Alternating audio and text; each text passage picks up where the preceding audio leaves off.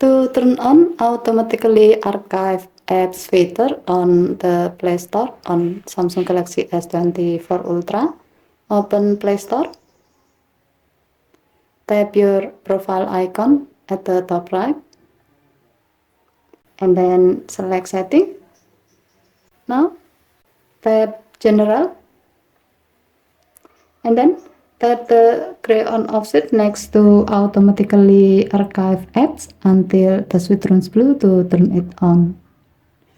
When this option is on, apps you use regularly will be archived when your storage runs low.